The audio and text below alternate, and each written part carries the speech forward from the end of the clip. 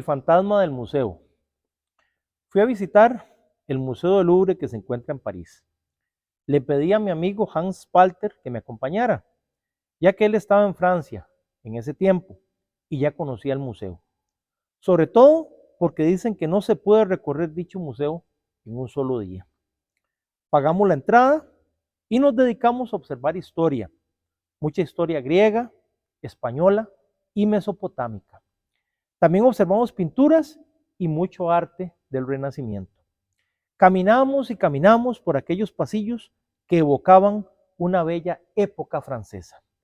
Y claro, por aquellos recónditos parajes observamos una imagen de la suntuosa María Antonieta. ¿Quién pensaría que por sus excesos y por olvidar al pueblo llegarían a cortarle la cabeza? Ya teníamos alrededor de 5 horas de caminar a través del museo cuando pasamos por un fresco de Gustave Doré. Era una pintura maravillosa, algo inigualable, donde se observaba a Cristo en una montaña y muchos fieles siguiéndole. La pintura estaba al alcance de la mano y me preguntaba, ¿cómo era posible aquello? Cualquiera podría tocarla. Observé la pintura detalladamente y aquellos seguidores de Cristo que estaban al pie del monte. Detenidamente vi cada rostro de aquellos hombres y mujeres que rogaban piedad.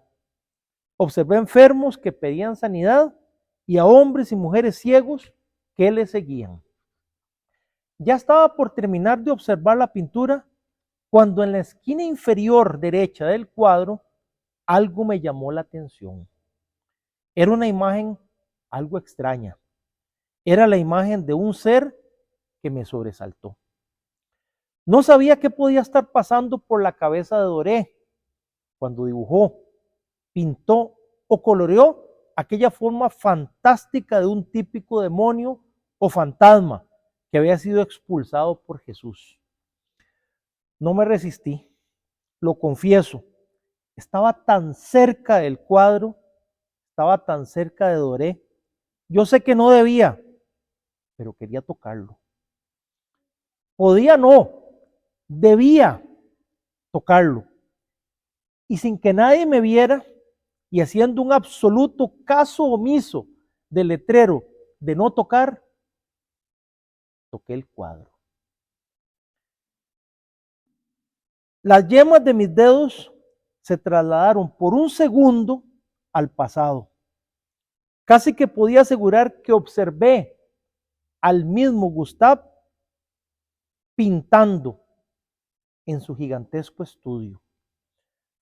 Al quitar la mano del cuadro, noté que la imagen de aquel demonio había desaparecido.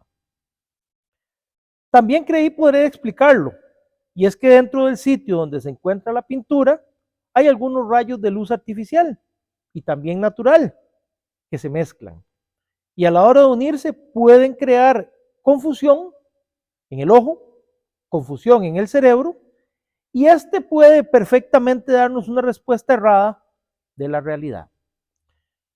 Al cabo de una hora, Hans me indicó que era momento de retirarnos, pues teníamos que ir a Viena por un compromiso familiar que ya tenía.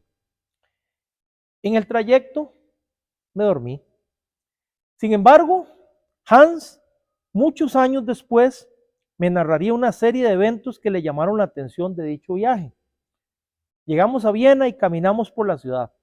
Hans fue a reunirse con sus familiares y yo me dediqué a recorrer la ciudad de Viena. Maravilloso lugar, exactamente como estar en un museo gigante.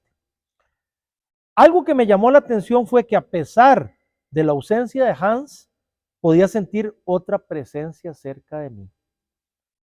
Pasos fuertes que no venían de ninguna parte. Y podía también decir que la ciudad empezó a tornarse muy fría mientras oscurecía. De pronto, frente a mí apareció la imponente Catedral de San Esteban. Aunque estaba preocupado ya por aquellos eventos, procedí a ingresar. Había servicio religioso y le dije al velador que participaría de la ceremonia, ya que muchos turistas ingresan solo para tomar fotografías. Me senté cerca del órgano, escuché aquellos acordes maravillosos y tuve oportunidad de tener un diálogo con el organista, quien me contó que eran 3 generaciones familiares las que habían tocado aquel órgano majestuoso. La ceremonia terminó, le di la paz al organista y abandoné la catedral. En cuanto inicié el recorrido por la ciudad, nuevamente escuché los ecos perdidos que ya más bien asemejaban herraduras de caballo viejos. Aquella sensación comenzó a erizarme la piel, sobre todo porque ya tenía al atardecer encima y el anochecer anunciaba su llegada abruptamente. Había acordado con Hans que nos encontraríamos a la izquierda del canal pequeño del Danubio y ahí lo esperé. Fue extraño lo que sucedió seguidamente, ya que una persona que nunca había visto vino y se anunció como un amigo de Hans, pidiendo disculpas por su inasistencia y me dijo que regresara solo a París. Le pedí al hombre que me llevara donde Hans y así sucedió. Al ver a Hans, no pude más que asombrarme cuando él, con voz apresurada, cortante y tenebrosa, me dijo: creo que nos trajimos un fantasma con nosotros. Luego de haber terminado la narrativa del fantasma del museo, nos queda una moraleja interesante.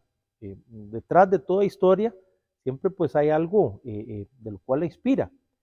En este caso, cuando víamos o cuando analizamos el tema del fantasma del museo, había una señal, una indicación clarísima de no tocar.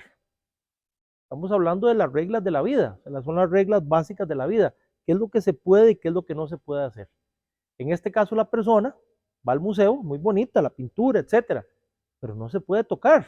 La pintura se daña, no es tuya, etcétera, pertenece a la humanidad. Entonces, la persona, a la hora de tocarla, desencadena una serie de eventos que lo llevan a despertar fuerzas que no pudo controlar en el futuro. Y eso es también la vida. Las reglas se hicieron para seguirlas. Hay algunos que dicen lo contrario, las ideas se hicieron más bien para quebrarlas. Eso no es cierto, porque en el momento en que usted quiebra las reglas, ¿verdad?, puede entonces despertar esa serie de fantasmas que es mejor que se queden en un museo.